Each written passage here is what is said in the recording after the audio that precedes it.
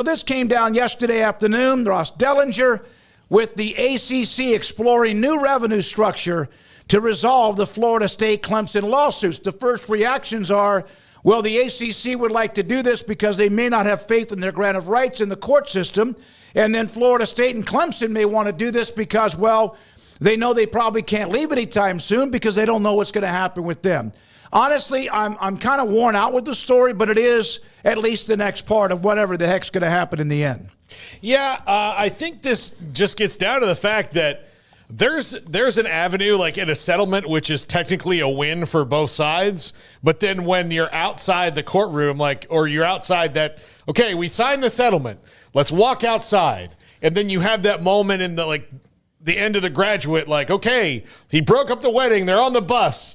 Okay, what do we do now? What's the plan after this? Because there's no guarantees for Florida State or Clemson on where they're going, how much money they're going to get, what the structure of anything is like. And for the ACC, there's no guarantee that it's not Pac-12, the sequel, where they start falling apart and other people start grabbing bits of their conference. So what happens in the future? Well, maybe you come back together, agree to something that can get you through to a certain amount of time. And David Hale had a great Twitter thread on this, saying that if Florida State and Clemson can get them to agree to shrink the grant of rights so that when all the other conferences are renegotiating their deal, there's some flexibility there, then maybe, just maybe, something can happen here. But there's still a lot that has to go on. But I think, personally, this is best for all sides. And not only best for all sides, but best for all of college athletics and football, that this kind of disruption doesn't happen, because with this one, there's no plan. All right, but, Craig, do you think this is going to lead to anything? I mean, I don't know. We'll see. I think it's a story worth talking about and something worth mentioning. I don't think this is as far along of a deal as people are taking it as. I saw a lot of just picking this up and running with it, and clearly some people who didn't read the article because it was treated as though it was a done deal. This is all still just a proposal. This is what this is, a proposal. It's not they're at the finish line and this is about to get wrapped up. This is who offering this up? Clemson and Florida State. Why would they do that? Oh, because they want to get out earlier. And, wow, their idea seems awfully similar to the one that they threw out months and months ago. It's like we're all the way back where we were a while back. And I would imagine that if Florida State and Clemson could have their way, let's shorten the grant of rights.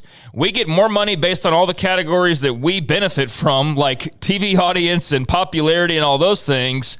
So we get more money than the other schools, and we get out when we want to in a timeline where we can get what we need to get done before that time comes, but it lines up perfectly with what we want to do and when we can get out, ideally, because it works out best for the other conferences. So for Florida State and Clemson, this sounds great. Then why would the ACC and other members accept Because they're tired of litigation, and they're tired of the nonsense, and they're tired of all the noise, and they're tired of two petulant children, especially one in Tallahassee, who just makes the entire story about the conference about this. So, I don't know. I read that part of it, and I'm like, I don't know who has the upper hand in court. It doesn't feel like either one of them does right now, but it does seem like this is Florida State and Clemson trying to expedite this process right now. So you can read that however you want to. I'm choosing not to read it either way because I'm not waiting for this so that, the Big 12 can go grab NC State. Right, I know that's why a lot of people care about it. I don't care about that right now. If that happens tomorrow, this agreement comes forth and they decide this is the way we're going to go, then yes, let's talk about what that could mean. But I think this is just more both sides trying to, once again, figure out a way to finish this off much quicker than it appears it might otherwise finish if you have to do it the traditional way through the court system and you have to unload all your reserves going back and forth for the next 3 years.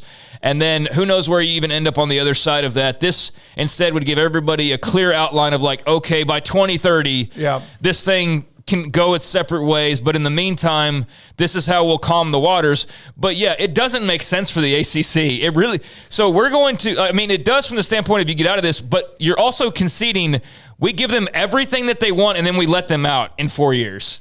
That's the part to me or 6 years. And that's the part to me where I'm like, so they get everything they want and you just get the quieter house, I guess, and that has less potential on the market because you've now lost two of the biggest, most attractive pieces of the house. That part of it, to me, this is very much what Florida State and Clemson want. ACC might agree to it, but it's not what they're putting forward as their ideal scenario, but it might be what they go with once this conversation continues on, just to simply get somewhere. But this is a negotiation. So, this isn't the end of the story. This is Florida State and Clemson's proposal because especially in their minds, they're like, look, you can take this or we can keep going. This is at least better than keeping going because you get to guarantee the conference stays together and all of this, at least for a period of time to be determined that you can see, and there's not going to be that, and you shorten the grant of rights. And then they'll say, well, that can benefit everybody. That can benefit this, and we can get to another television negotiation. I think for stability's sake, both these sides have to do something that makes sense. So if Florida State's making a proposal, and this is also what mediation is about, and Clemson is making a proposal that says, okay, well, here's what we'd like to see, and then you can come to some sort of agreement where everybody wins and loses kind of equally in this, and the conference gets to stay together, I think that's the benefit for everybody, knowing that 6 years from now, everything could be different anyway, and you're going to want flexibility for everybody. So do that. I think this is better overall because going down the lawsuit path, everybody loses in this. Literally everybody. Yeah, no, I agree with that. So, I mean, this is very much the pro FSU Clemson part of the proposal. Yeah. And so that's what everybody is looking at and saying, well, this doesn't make sense or that doesn't make sense. And I'm saying from the ACC standpoint, it doesn't make all that much sense. You're showing how it does a little bit, but obviously the ACC will come back and have their say on this proposal. And guess what? They already have, because they've already had this proposal out there previously. Yeah. So they'll revisit that, and if there's some concession made that allows this to happen, then there's a big answer unlocked when it comes to the future of whatever realignment might look like. But having it back out there certainly churned the waters, especially when they got a little choppy thanks to all the Pac news last week, and then you wondered, well, Cal Sanford, what's going to – so, like, that put the ACC back in the spotlight a little bit, because then you started wondering about, well, there's the side effects of the Pac-12 now, and what happens with the ACC moving forward. So, yeah, I'm not surprised to see it back, but obviously this is not the end of the agreement. They're going to keep talking, but maybe it's a good sign that this is back out there in the way that it is, and that means that we are getting somewhere close to having some type of resolution. Kim Coulter, I said this earlier with all great respect to my brother, the Dragon. The sports pundits don't like realignment. The fans do. It's not – I think we love realignment. I don't think that's the case. It built our audience to what was good to, like, whew. And my problem with realignment is every time there's a story, there are just these, like, rabid realignment attention whores that will run with it. And I think what happens is more misinformation comes out of it than good.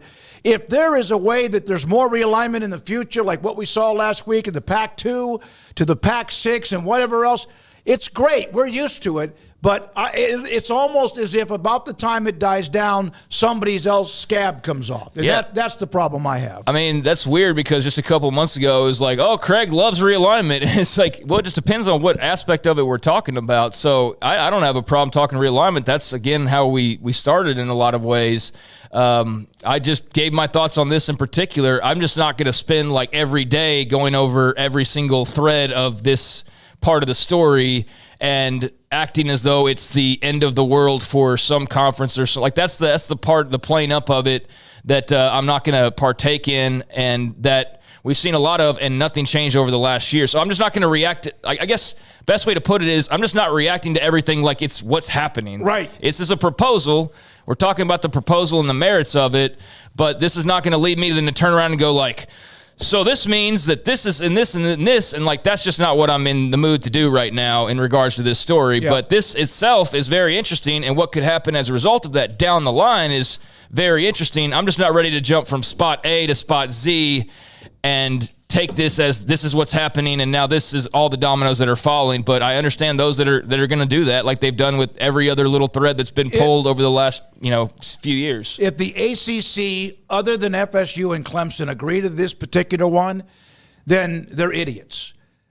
Yeah, they may want at least a clarity, but don't Clemson and FSU already have a chance to get more revenue based on success? No, I haven't agreed. That's the whole point. That's the whole point. All right, so then they want that, but is this the right year for FSU to be pounded on that rock of success? I'm just again. What does that what? matter? Like that didn't matter for Texas when they went to the SEC. Why does it matter for FSU when they go out and crap the bed like they have, when this is about the legacy of these two teams and what they've done year in, year out in the conference? Like, it didn't matter for Tech. Like, the SEC could have been like, well, Texas, if you'd have called us in 05, we'd have done that. Like, they were in the worst stretch of their history for a long time, Texas was, when they decided to make that move. Now, it's worked out for them on the back end of it because they were prepared, but what they're doing in any particular season, this is not a 2024 decision. This is a long time decision. Well, Texas was in a situation when that story came down. A lot of people went, oh, Lord, because more them than Oklahoma might struggle. But then the convergence of NIL, transfer portal, and more, it made it the timing for them could not have been any better with the success they're having now as they enter the SEC. Yeah, the success has nothing to do with it. That's like a Tulane fan saying, well, we've won big games the last 2 years. We deserve a spot in the pack. And it's like, it's not about what you've done that recently, good or bad. It's about the total package. So you see a lot of that, like, we were in this bowl game 2 years, like Washington State, Oregon State fans, when they were pitching for the Big 12, it's like, well, in the last 2 years, we've won this many games. It's like, people, that has nothing to do with you getting into the conference right now that you've won some games in the last couple of years. Like, if it was 10 years, then that's one thing. It was 20 years, that's something else. But that's not how exactly it works. So, yeah, I don't think that's a fair shot at FSU.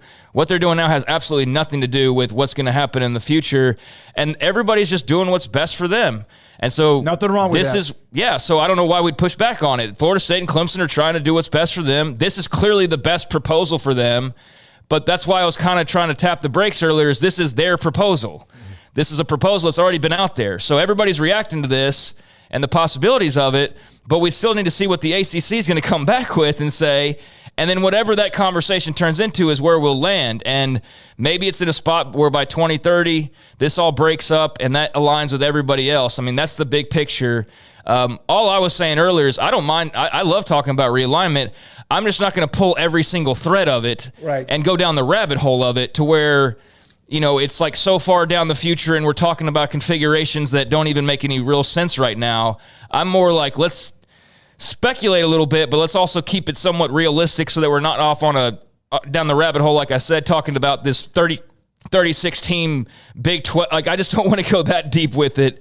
But this is interesting because this is the big realignment story that's kept the waters going for over a year now. This is the one that's like the big the stand of the non-SEC and Big Ten conferences. They've controlled and picked up all this territory, and really the last remaining frontier is the ACC and Notre Dame to an extent as well. So that's why this is of interest to everybody involved, because of also what it could mean for dozens of other schools, the fallout of this. So it's fascinating stuff, and this is the latest chapter of a book that's had many chapters so Paul, far. Would you, if you were Wake Forest, Georgia Tech, would you do this deal right on the table right now? No, but I would. Okay. I would agree to something that was similar to this. Look, there are parts in this where it's incentive based. So if Georgia Tech or Wake Forest go on a run, they have that year where they're going to get money. It's just this would be Florida State and Clemson most of the time,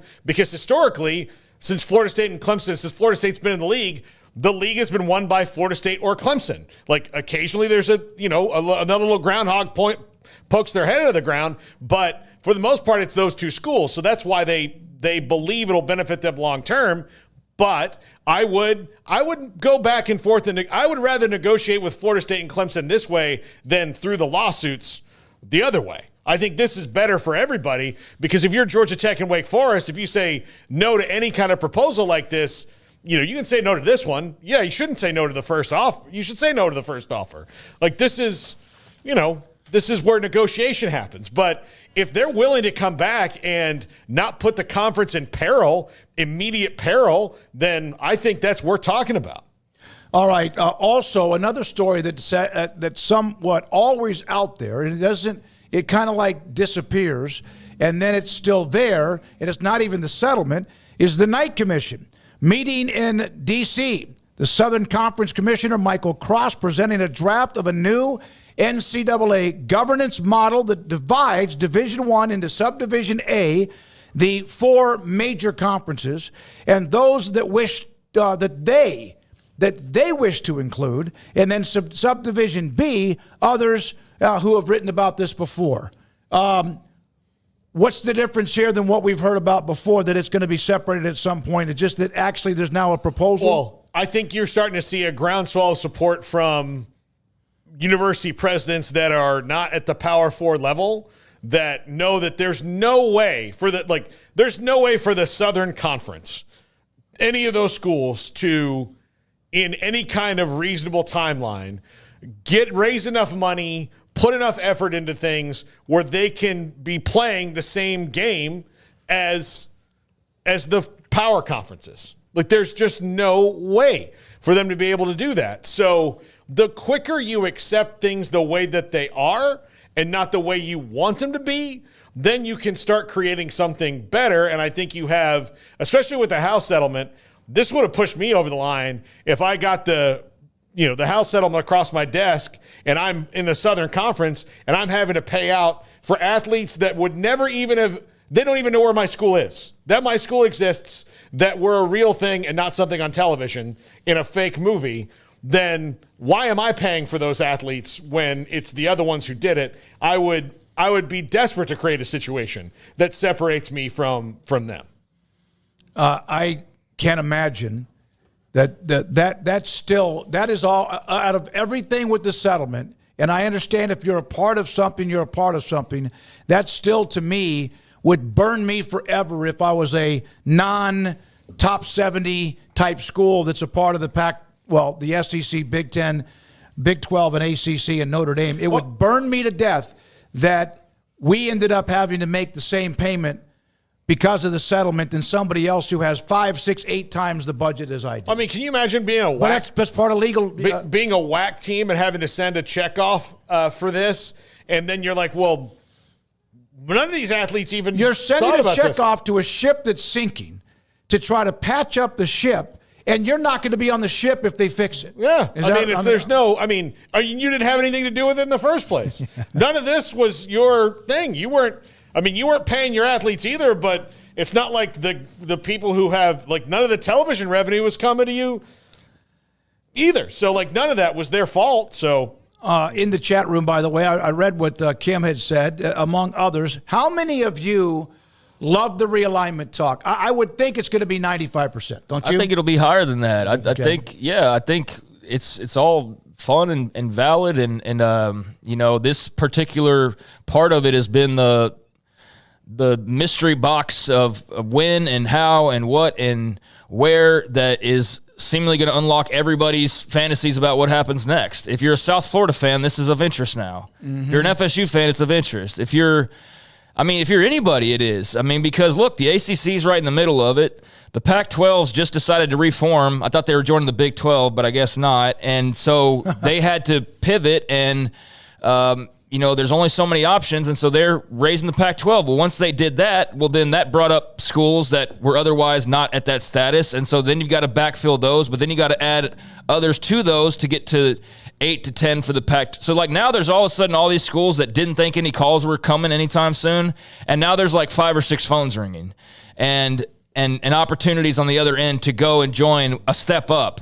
And there will be an avalanche effect where dozens of schools are now seemingly moving up, right, because of this Pac-12 decision. So between that and this ACC talk of where this has been pretty much nothing but just court jargon for the last several months, and a lot of floating of ideas, whether realistic or not, a lot of speculation. Now we've got a little bit of meat to chew on again, and guess what? That also has a downhill effect on dozens of other schools, because there's the schools in the league, some that want to leave, some that might not, the various places they could go or might not be able to go, the ones who would maybe replace them, who replaces those who replace. So, like, there's this domino effect that we should know as well as anybody, and I think that's why it is of interest, this particular Florida State story, because everybody knows, like, this is the one that's going to affect everybody to some extent. Like, this is the one that's going to be the last, like, huge. Is this the dam breaking? Yes, it is. Yeah. It is, and it has been the entire time. It's just that I didn't want to talk about it every single day because we would get sick of it. At least I know that I would.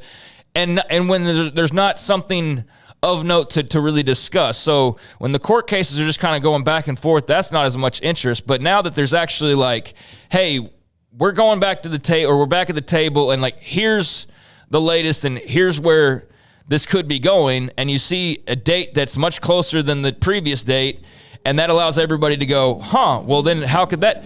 That's why this one's of interest. And yeah, I think 99% of the chat's probably realignment fans, and 99% of our audience over time is probably realignment fans. You just got to understand, we can't talk about it 3 hours, 5 days a week, or we would lose our minds. Especially if it seems like it's just talking about it. Well, yeah, and like when we don't do a lot of the just riffing that's really not anything. But hey, if you do, you do. This case, though, it's not just riffing. There's this story that's out there that's following another big story that followed another big story. So in the past week, you've had monumental things occur. Like the Pac-12 staying, guys. They were going to die altogether. They were going to go join the ACC. They were going to go join the Big 12. They're staying together. And so that has its effects and has some effects on the ACC. And the ACC, this conversation has effects on a lot of other schools. And so this is front and center for a lot of people, if not everybody in college athletics, because this is going to be, outside of super leagues, which I do believe is a realistic thing. I do. I just don't know like how far out that would be. But beyond super leagues, this is the biggest possible move to come. Yeah, there's no more Texas and Oklahoma moving. There's no more USC and UCLA. The only thing that could happen would be something completely unforeseen, like Notre Dame just wakes up one day and goes, we're joining the SEC or something. Or just out of nowhere, Nebraska's like, we're going to the SEC. But like none of those seem like they would make any sense. So beyond just like pure fiction, this is the last big shockwave to the college sports landscape at this level. Well, then don't do it, so we can make sure we keep this scratching this itch for the next 5 years. I'm kidding, because it's going to happen. It's inevitable, right? The ACC and whatever happens with them is inevitable. I know that some disagree that they're going to be fine, and then maybe Florida State, Clemson just calm down and everybody agrees to something and they can move forward. Well, it's inevitable there's going to be a resolution of some sort. It's just that nobody knows how long out. It could be 6 years. It could be 10. It could be 3. It could be this conversation that we're having right here. The other side, the ACC comes back and says, actually, we kind of like this, but we want to make this one change. And then Florida State and Clemson go, okay, and boom, next thing you know, we can at least say 2030, they're getting out. But until then, this is, very much open-ended, but it's important. And look, we don't know that 2030 would be when they would get out. It just gives them the opportunity to have some more flexibility if they want it, and then keeps them out of court. I think this is, overall, I'm looking at this as someone who wants the ACC to stay together and doesn't want chaos. I do. Like, I do. Like, I do think it's important, man. I know man. Everything that I say that's not exactly on the party line of my tomahawk chopping brethren gets doubted, but I'm not lying. No, I do agree that you're a college football traditionalist and all that. You don't want to see complete. No, I don't want to see chaos. I also know that like the best thing as a fan for me has been them in that conference winning it when they can. If they're going to the SEC, I can kiss that goodbye. I mean, like, so. But hey, Paul, as a fan, you get all that money. Oh wait, that doesn't go to you, does it? Oh wait, oh wow. Yeah. So figure out a way to make it work. I think this is better now. I think it's the best thing that can happen in the short term for this to stop, because with every other realignment, there was certainty on things. You know, like the 4 teams that have left the Mountain West, they know how much they're going to pay. They know how much the Pac-2 are going to foot the bill for, and they know where they're going to go, and they know that the TV money will go up because of the situation that they're in. Texas and Oklahoma, they had a plan. They went to the SEC. The 8 teams that went to the Big 12. The teams that went to the Big 10, they had a plan.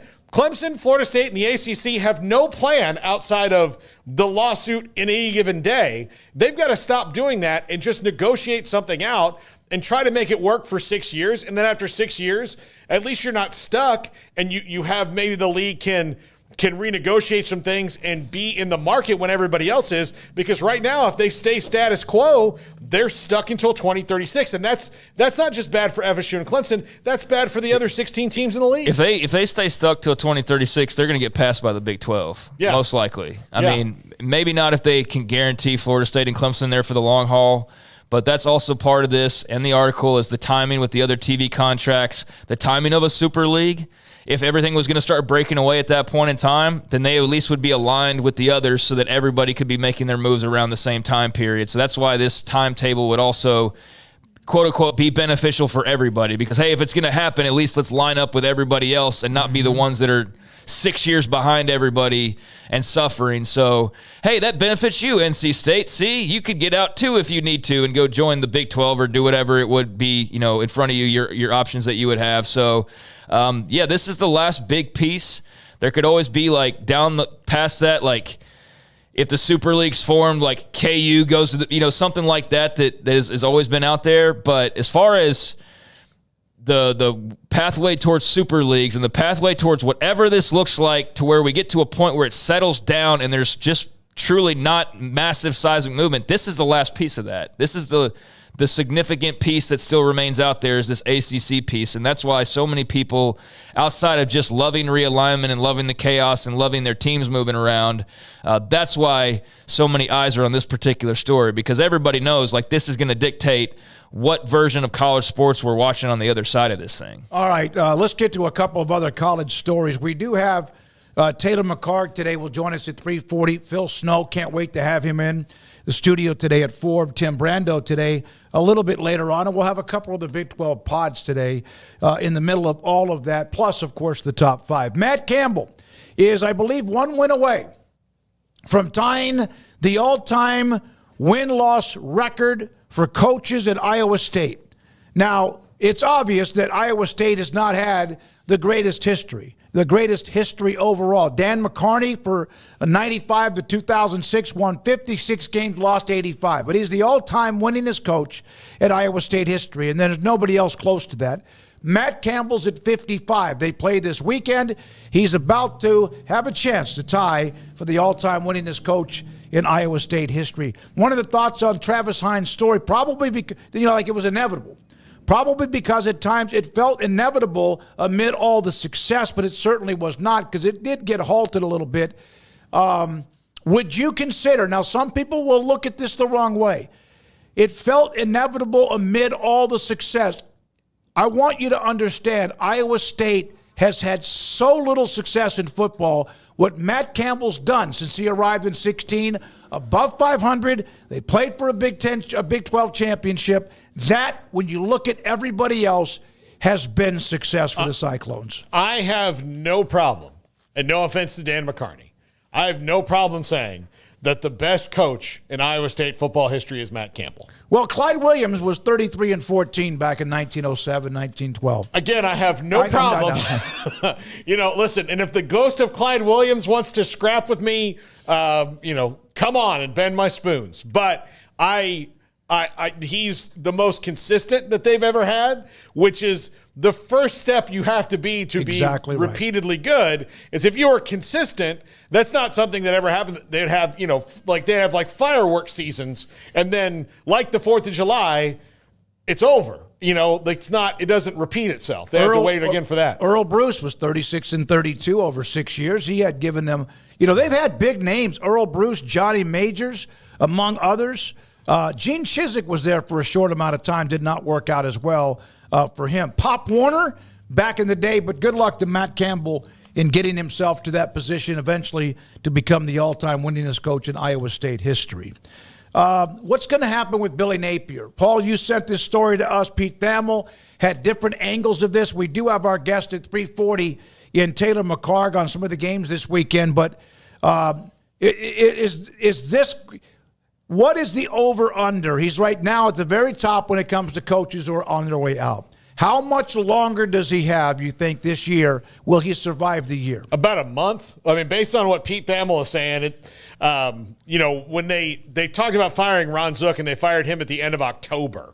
And then now that seems late. But the 12-team playoff complicates this because if you are going to hire a coach, try to poach a coach from a playoff team, well, they're probably not going to want to talk to you because they're now in this playoff. So all the coaching carousel thing is complicated. But hearing Pete Thamel say that it's pretty inevitable that Billy Napier is not there next year, that kind of wraps up, like, to me, in my mind, someone who's connected to Thamel knows what's going on. Billy Napier's not coming back. The more interesting thing is, how do they get somebody in there, and how do they set this in motion under the new guidelines and all the things that they have to do, especially as far as, you know, when they have to pay him this buyout money and all that. It's a really the in-depth article. $27 million, $13 million or so has to be paid, Craig, within 30 days if he fired. Well, I don't think that's really stopped too many schools before, has it? No. If they really want to get rid of a guy. I mean, we spout all these numbers, and oh my God, they really want to fire Billy Napier, but that buyout, like, very rarely does that get in the way. Occasionally, but I don't think the way this is set up and the feelings the way that they are in Gainesville right now, that's going to be the hurdle that they can't cross. I mean, if you want somebody out bad enough, you'll find a way, and I don't know that there's really much more room for Florida fans to have before they are totally fed up, and they're probably there already. So, I don't really concern myself with the buyout too much. It seems like the writing's on the wall. I don't know what the hot seat list of candidates looks like. I did see Gus Malzahn mentioned just in passing of somebody just throwing his name out there, and the more success UCF has and just his background, I'm sure we'll see his name mentioned again. I don't know how realistic that would be, but just worth mentioning.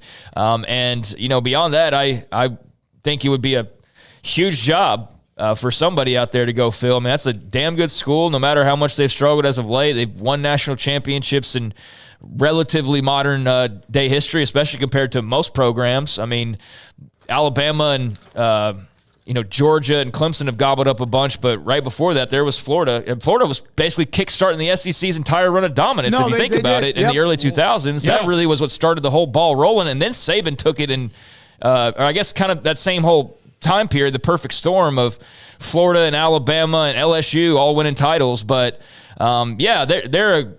they're a program that is fascinating if they have an opening anytime soon, because that's going to be the talk of the entire hot seat circuit for sure. Oh, my God. It's a huge job. Now, is it the same job as it was? Thamel mentioning they have a new $85 million football facility that's just a couple of years old. Their NIL budget, apparently among the best 10 in the country. I mean, there's the problem. They've fired 4 consecutive coaches, and they have not been able to build an SEC roster to compete with those who have taken off and gone to a different level. So there we are with that. But I'm sure they pretty much can get the pick of the litter if they get open. 5 consecutive coaches coming when you talk Billy Napier. So, Ron Zook was after Spurrier. So Urban Meyer left, and then it's been Muschamp, McElwain. I'm leaving Dan Mullen. I'm leaving somebody else out in there. But, none of them have had any kind of success. Well, so that's a job. It'll be fun. 2 quick notes on Caleb Lohner, former Baylor basketball player, always known as a guy that was going to mix it up with people inside. He was a tough rebounder, not a great scorer, but a great young man. Look at these photos of Caleb Lohner. This is someone who just started playing football. This is one catch. This is from our good friend Josh Furlong, who covers Utah. There's another one. The unique skill set that he's really just learning part of how to play the game of football. But is such an athlete, great physical skills, tremendous height, and you could imagine he will continue to be a great weapon as if everything moves on throughout the year. And speaking of which, the great game against Oklahoma State coming up this weekend in Stillwater, Oklahoma. Game day is going to be at Tennessee and Oklahoma. They're not at the game in Stillwater, which I think that, I can see the Tennessee, Oklahoma. But if you're trying to do things and cover the entire country, which I don't know if they care about doing that or not, that would have been a pretty interesting game with Stillwater hosting Utah and Oklahoma State. But Tennessee is a top 10 team. Oklahoma is in the top 25. Yeah, I think Big 12 fans, I know there's the whole battle lines drawn and everything, but you got to understand SEC is going to get precedence, especially on ESPN and ABC. They are all in with the SEC. All in. They have their own network. I mean, but they are all in. They've even went and scooped up the CBS games, right? I mean, so they're entirely SEC. And so if there's even a shred of doubt, they're going to go to the SEC matchup before they're going to go to probably most matchups anywhere else. And I think that's just the reality. Yeah, I think Utah and Oklahoma State would have been a really worthy spot for game day, but Tennessee, Oklahoma is pretty damn big. I mean, Tennessee might be a top 3 team in the country. And game day hasn't been in Norman for over 10 years. Yeah, that's still the craziest stat. You know, we can do the bias thing all you want to, but I think we're being biased in thinking that Oklahoma State and Utah is on the level of Tennessee, Oklahoma in terms of attention. So I understand why they made the decision they did, but I do absolutely feel like, yeah, Oklahoma State and Utah deserves as much spotlight as it can possibly grab, but I'm not going to, and not because I'm an Oklahoma fan, but it's the SEC on ESPN. That is their first priority, and Tennessee, Oklahoma is a unique matchup, so it's not a surprise that's where they went. But Utah and Oklahoma State will go play a hell of a game, and they'll get their flowers throughout the weekend, I hope. All right, well, and we'll have more on that, of course, here in a moment. And we talk about some of the Big 12 teams in a couple of segments today. And big noon, obviously, you get the huge Ohio State-Marshall game. Yeah. But they're Big Ten country now.